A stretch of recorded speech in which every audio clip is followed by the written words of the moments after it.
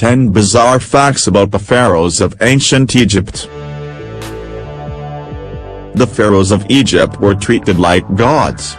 They were rulers of one of the first great civilizations, living in absolute luxury, with dominion over an empire the likes of which the world had never seen. They died on milk and honey. Teams of people died building statues in their honor. And, when their own lives came to an end, they were buried in world wonders that have stood for more than 4,000 years. Nobody had ever had that type of power before. The pharaohs were pioneers in a new frontier of decadence, exploring the new world of absolute power and luxury in ways that nobody ever had before. They were enjoying life like never before, and sometimes, they got a bit carried away. 10. Papi II's obsession with pygmies. Papi II was about 6 years old when he became the king of Egypt. He was a tiny child ruling a massive kingdom, and his priorities were more or less where you would expect a 6-year-old boy to be. The young king, as you might imagine, was a little spoiled. Shortly after he became king, an explorer named Harkuf wrote him a letter reporting that he had met a dancing pygmy. It was the greatest thing Papi II had ever heard. He had to see it for himself. Drop everything. Papi II ordered Harkuf. Come north to the palace at once. He wanted that dancing pygmy and he would not risk it for anything. Harkuf was under strict orders not to let anything happen to the pygmy. When he goes down with you to the boat, get trusty men to stand around him on the gangplank. Don't let him fall in the water. When he goes to bed at night, get trusty men to lie all around him in his hammock. Inspect 10 times a night. Papi II got his dancing pygmy, and pretty much everything else he ever asked for. He was spoiled, to say the least, and he learned to accept that he was more important than other people. By the time he had grown up, he was so corrupt that he made his slaves strip naked, cover themselves in honey and follow him around just to keep the flies away. 9. Sesostris' giant genital monuments. Sesostris was one of the greatest military commanders in Egyptian history. He sent warships and troops to every corner of the known world and stretched his kingdom further than anyone had ever seen. And, after each battle, he commemorated his success by setting up a big pillar with a picture of someone's genitals. Sesostris left pillars on the sides of every battleground. For the most part, these were engraved with the usual boasting who he was, how he had subdued his enemies, and how certain he was that the gods were in favor of his invade everyone policy. But Sesostris left a little extra mark that sort of worked like a review of the opposing army. If they were strong and had fought valiantly, he would engrave a picture of a penis on it. But if they do not put up much of a fight, he would carve a picture of a vagina. These pillars were left all across the continent, and they stood the test of time. Herodotus saw some of Sesostris' monuments firsthand. 1,500 years after they were erected, they still stood in Syria, engraved with the genitals of failure. 8. Pharaohs' urine baths. Sesostris' son, Pharaohs, was blind. It was most likely a disease he had inherited from his father, but the official Egyptian story was that he had been cursed. The Nile was flooding, as the story goes, and Pharaohs got fed up with it for refusing to cooperate. So he threw a spear at the river, figuring that was probably how you make water go down, and, for his insolence, was struck blind by the gods. 10 years later, an oracle told Pharaohs that he could get his sight back. All he had to do, she told him, was wash his eyes with the urine of a woman who had never slept with anyone other than her husband. Pharaohs tried using his wife's, but it did not work. He was still blind, and his wife now had some explaining to do. First, though, Pharaohs gathered up every woman in town, made them pee into a pot and poured it into his eyes. It worked. After going through dozens of women, Pharaohs found one who was not cheating on her husband and got his sight back. He married her on the spot and burned his old wife to death. Or, at least, that is how the legend goes. Of course, it is unlikely that Pharaohs really got his sight back through magic urine. Maybe he just needed a good story to explain a weird habit. 7. Hatshepsut's fake beard. Hatshepsut was one of the few women to rule over Egypt. She had big plans in mind. She would build some of Egypt's greatest wonders, but it would not be easy. Egypt may have been a bit more progressive than the other countries around it, but they still did not treat women as equals. As queen, she a lot working against her. So, Hatshepsut ordered her people to only ever draw her as a man. In every picture, she was to be drawn with rippling biceps and a full beard. She called herself the son of Ra whenever she introduced herself, and it is very likely that she actually wore a fake beard in real life. 2. She managed to accomplish a lot while she was alive, in part by tricking everyone into thinking she was a man, but it did not pan out. Her son ended up erasing her from history to hide that a woman had ever been king. He did it so well, in fact, that we did not even find out she existed until 1903. 6. Amesis's fart-based diplomacy. Amesis was not exactly the most polite pharaoh to ever sit on the throne. He was an alcoholic. He was a kleptomaniac who would steal his friends' stuff, put it in his house, and then try to convince them that they had never owned it in the first place. He got the throne by force. The king had sent him to calm down a rebellion, but when he got there, he realized the rebels had a pretty good chance of winning, so he decided to lead them, instead.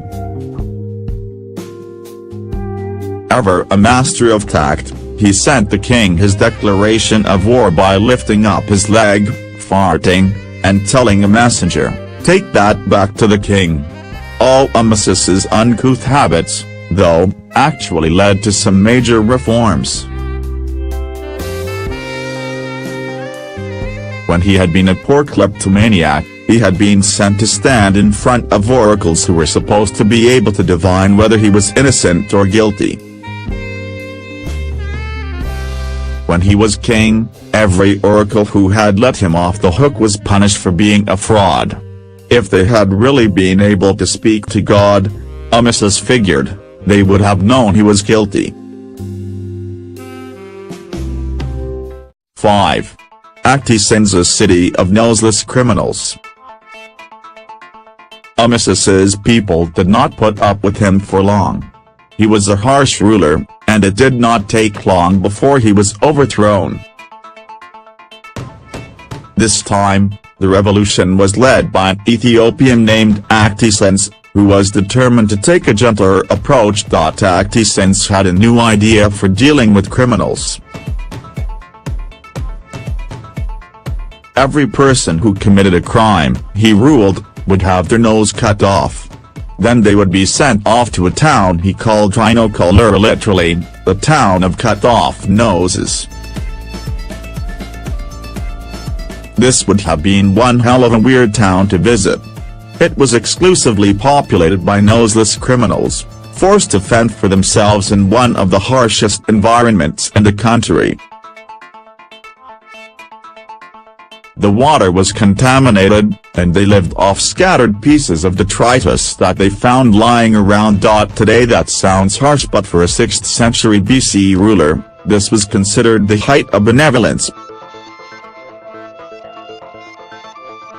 Romans wrote about Rhinocolura, calling it an example of Actissens's kindly manner towards his subjects.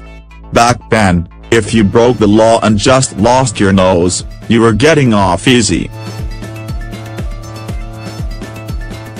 4. Ramses II's 100 children.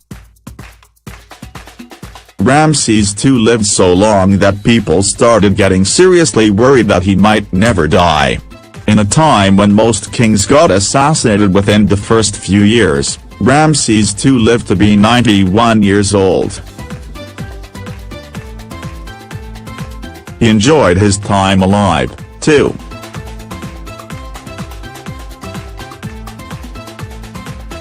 Right up until the very end, he built more statues and monuments than anyone, and he slept with more women than anyone, too.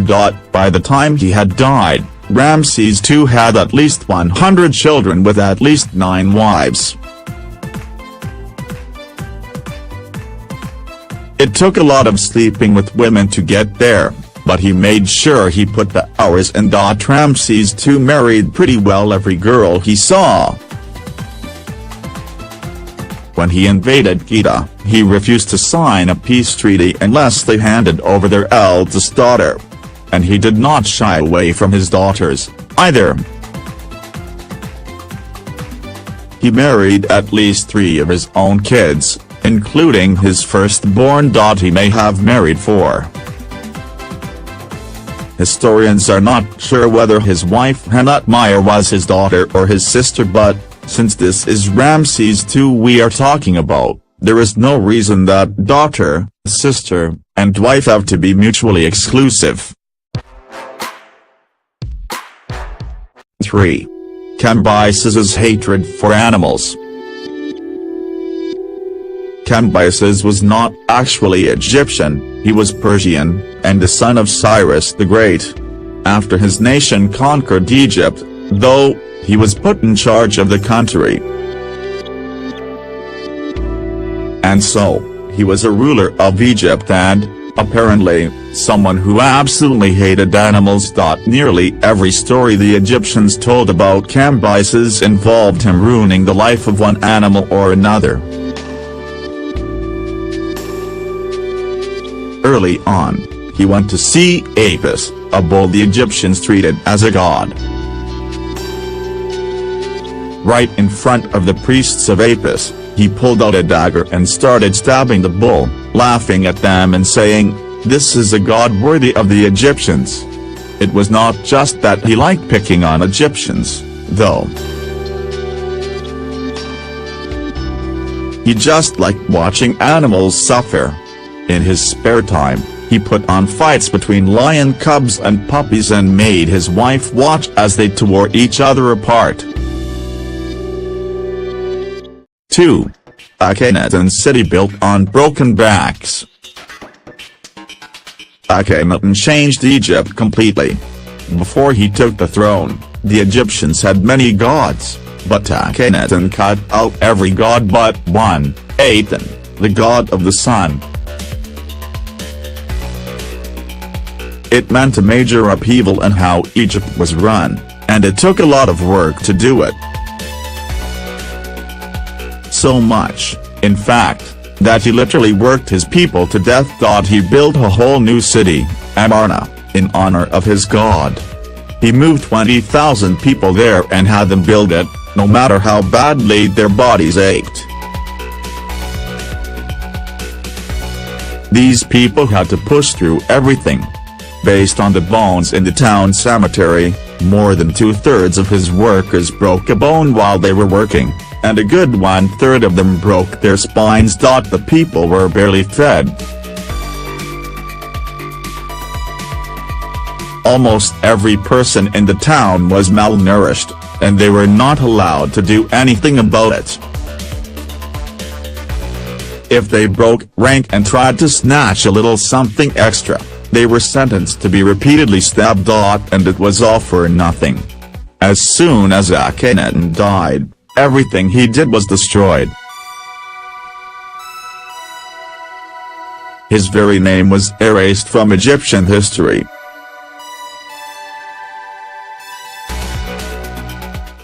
One. Menkaur's refusal to die. Even a pharaoh dies. Though their titles called them undying, every pharaoh knew his end would come.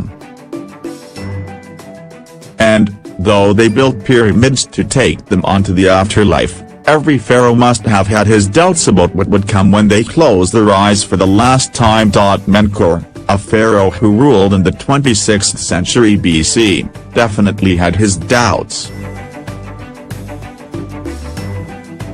When an oracle came to him and told him that he only had 6 years left to live, he was terrified. He did everything he could to avoid it. He decided he could fool the gods. As long as night never came, Menkaur figured, a new day would never begin. If a new day never began, time could not pass and he could not die. So, every night, he lit up as many lamps as he could and convinced himself it was still daytime. For the rest of his life, Menkaur would not sleep. He spent every night up drinking and celebrating under artificial light, terrified of the moment when his light finally went out.